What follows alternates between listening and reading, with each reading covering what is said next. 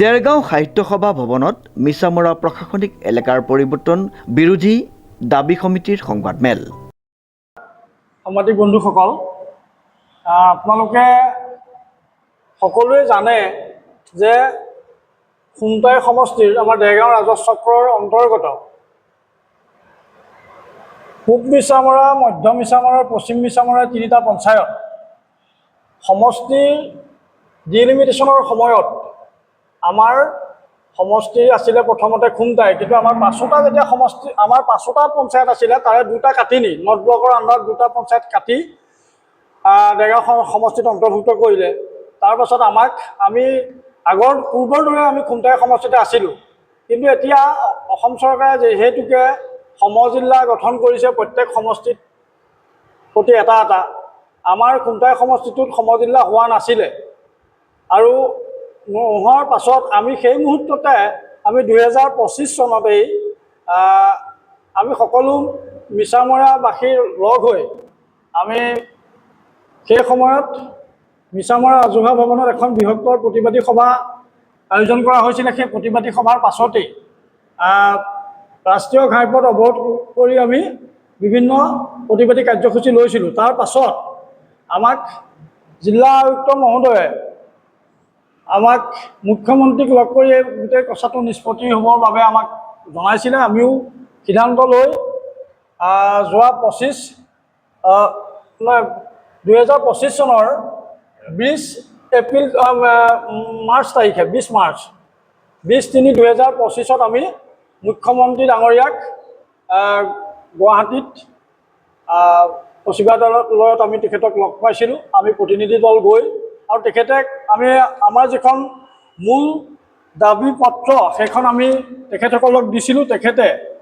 তেখেতে সেই মুহূৰ্ততে তেখেতে আশ্বাস দিছিলে যে আপোনালোকৰ এই যিটো অসুবিধা হৈছে এই অসুবিধাটো মই ৰাইজক অসুবিধাত পৰিবলৈ নিদিওঁ আৰু আমি পূৰ্বৰ দৰে যি আমি যিকেইটা দাবী দিছিলোঁ, যেনে প্ৰথম কথা হ'ল যে আমি খুমটাই সমষ্টিত থকাটো আপত্তি নাই, কিন্তু আমাৰ গোটেই প্ৰশাসনিক ব্যৱস্থাটো আমাৰ চাৰ্কুল অফিচ, আমাৰ থানা, অন্যান্যবিলাক যিবিলাক আমাৰ প্ৰশাসনিক কাম কাজ সেইবিলাক আমাক দেৰগাঁও কেন্দ্ৰিক হ'ব লাগে। আমি সেই কথাটো ক'লত তেখেতে তেতিয়া আমাক কৈছে, লিখিতভাৱে নহয় মৌখিকভাৱে কৈছে, আপোনালোকক আমি ইমান সমস্যাত কৰিবলৈ নিদিওঁ, মই সেই ব্যৱস্থা কৰিম। কিন্তু এতিয়া আমি শেহতীয়াকৈ গম পালোঁ যে সমজিল্লা গঠন হোৱাৰ পাছত ডিক্লেয়াৰ কৰাৰ পাছত সমজিল্লাটোৰ কাৰ্যালয় খুমটাই অঞ্চলত অথবা মৰঙী অঞ্চললৈ নিয়াৰ যিটো কৌশল, সেই কৌশলটোৰ কাৰণে আচলতে আমি খুব ভয় খাইছোঁ। ইয়াৰ পৰা মৰঙীলৈ 65 কিলোমিটাৰ, আমি দেৰগাঁৱত নিচেই কাষতে থাকি 3 কিলোমিটাৰ দূৰত্ব, মোৰ ঘৰৰ পৰা আমাৰ য'ত চক্ৰ বিষয়া কাৰ্যালয় আছে, এতিয়া সমজিল্লাৰ কাৰ্যালয় হৈছে 3 কিলোমিটাৰ। 3 কিলোমিটাৰ ঠাই আমি যাব লাগিব 65 কিলোমিটাৰ। সকলো জনতা আচলতে ৰাইজ আৰু আমাৰ গোটেই কৃষিপ্ৰধান অঞ্চল, গোটেই কৃষিৰ ওপৰত নিৰ্ভৰ কৰা অঞ্চলটোত আমি আচলতে বহুত বিপদত পৰিম। সেইকাৰণে আজি তয়ানতয়াকৈ আচলতে আমি কথাটো যিহেতুকে 15 তাৰিখেই ডিক্লেয়াৰ দিছিলে মুখ্যমন্ত্ৰী ডাঙৰীয়াই, আমি আচলতে আজি আপোনালোকক অৱগত কৰি আচলতে অসমৰ মুখ্যমন্ত্ৰীকো আমি জনাব বিচাৰিছোঁ, খুমটাই সমষ্টিৰ মাননীয় বিধায়ক মহোদয়কো আমি জনাব বিচাৰিছোঁ যে আমাৰ এই তিনিটা পঞ্চায়ত পূব মিছামৰা, পশ্চিম মিছামৰা, মধ্য মিছামৰাৰ ৰাইজৰ দুৰ্গতিৰ প্ৰতি লক্ষ্য ৰাখি, সমস্যাৰ প্ৰতি লক্ষ্য ৰাখি প্ৰশাসনিক যিটো এলেকা আমাৰ দেৰগাঁৱতে থকাৰ ব্যৱস্থা কৰি দিব লাগে। আৰু যদি তাকে নকৰি আমাক যদি তিনিওটা পঞ্চায়ত যদি আমাক দেৰগাঁও সমষ্টিটো অন্তৰ্ভুক্ত কৰি দিয়ে তাৰতো আমাৰ কোনো আপত্তি নাই। সেইকাৰণে আচলতে আমি খুব সকলোৰে অন্তৰত ভয় খাইছে ৰাইজে, যিহেতুকে আপোনালোকে জানে যে 3 কিলোমিটাৰ বা 4 কিলোমিটাৰ বা 1 কিলোমিটাৰ আহি যেতিয়া কাষতে থকা কাৰ্যালয়টোত মণ্ডলজনেই হওক বা SDC গৰাকীয়ে হওক বা বিভিন্ন বিষয়াসকলক আমি লগ কৰিবলৈ আহিম, আমাৰ নিজৰ কামত আমি তেখেতসকলক হয়তো কোনোবাদিনা লগ নাপাবও পাৰোঁ। তেনেকুৱা স্থলত যদি আমি 65 কিলোমিটাৰ গৈ আমি চাৰ্কুল অফিচৰ কাম কৰিবলগীয়া হয়, তেতিয়াহ'লে আমাৰ তাতকৈ আৰু দুখৰ কথা হ'ব নালাগে।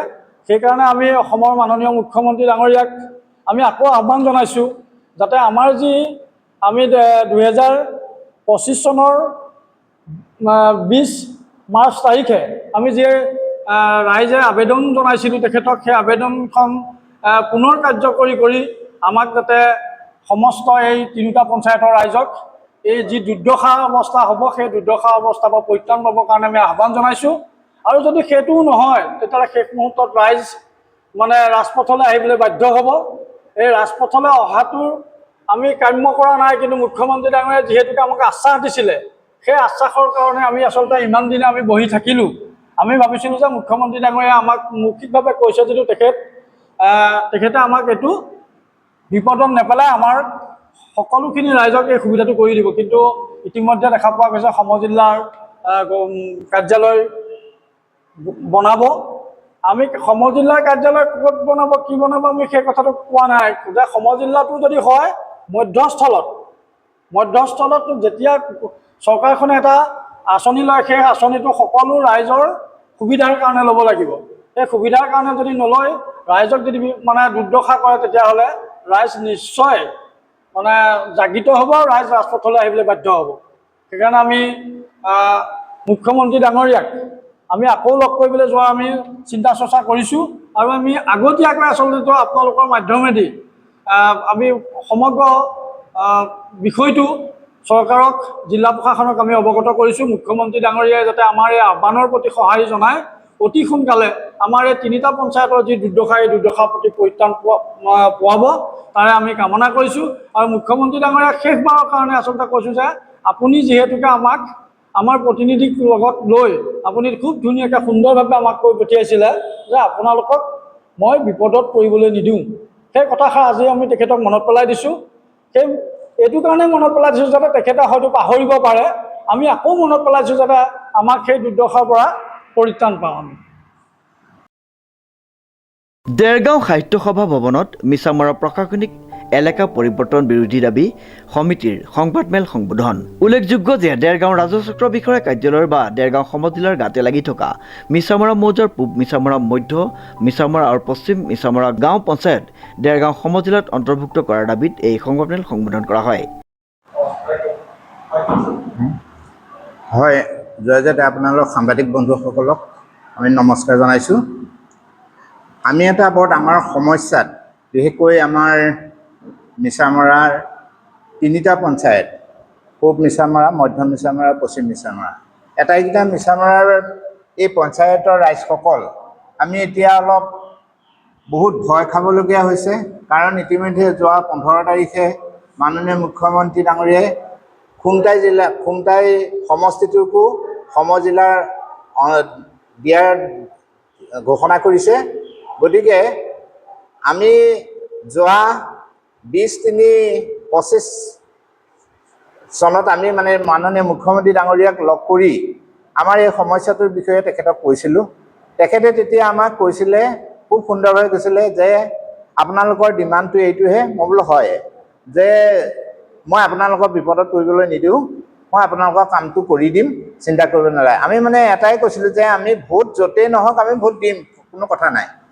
কিন্তু আমাৰ প্ৰশাসনিক যিখিনি কাম কাজ সেই প্ৰশাসনিক কাম কাজখিনি আমাৰ দেৰগাঁৱতে পূৰ্বত যেনেকৈ আছিলে তেনেকৈ বাহাল ৰাখিলে আমি উপকৃত, ৰাইজসকল উপকৃত হ'ম।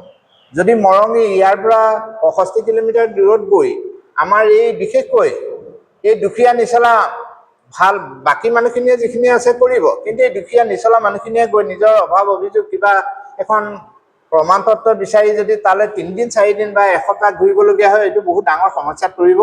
তেতিয়া মাননীয় মুখ্যমন্ত্ৰী ডাঙৰীয়াই আমাক একেষাৰে কৈছিলে বোলে মোক আৰু বেলেগ ধৰণে বুজাব নালাগে, মই আপোনালোকৰ কথাটো বুজি পাইছোঁ, মই আপোনালোকৰ এই কামটো মই কৰি দিম, এনেকৈ বুলিও ক'লে। তাৰপিছতে ক'লে যদি বোলে আপোনালোকক মধ্য হেৰিয়াত আমাক দৰকাৰ হয়, খুমটাইত যদি হয় ক'ত দিলে ভাল হ'ব, এনেকৈ বুলিও কৈছিলে। তেতিয়া মই আকৌ তেখেতক কাণে কাণে ক'লোঁ, ছাৰ বোলে আপুনি যদি চুগাৰ মিলৰ আশে পাশে কোৰালগুৰিৰ পৰা ধৰি ঢেকিয়াল 3আলি বা 4আলি এই আশে পাশে অঞ্চলটোত যদি আপুনি সমজিলাৰ ব্যৱস্থাটো কৰি দিয়ে তেতিয়াহ'লে আমাৰ মধ্য সমষ্টিটোতে পৰিব, সকলো মানুহ অলপ অহা যোৱা কৰাৰো সুবিধা, এটা সুন্দৰ সুবিধা হ'ব। গতিকে আপুনি তাত কৰি দিলে বেছি ভাল হ'ব। বোলে মই নিশ্চয় চাম, এনেকৈ বুলি তেখেতে আমাক আশ্বাস দিছিলে। এতিয়া সিদিনাখন যিটো আকৌ ডিক্লাৰেশ্যনটো দিছে এই ডিক্লাৰেশ্যনটোৱে হয়তো মৰঙীৰ ফালে ৰাইজলৈ তালে দেৰগাঁৱৰ পৰা নৱজ্যোতি ভৰালীৰ ৰিপৰ্ট নিউজ নাও।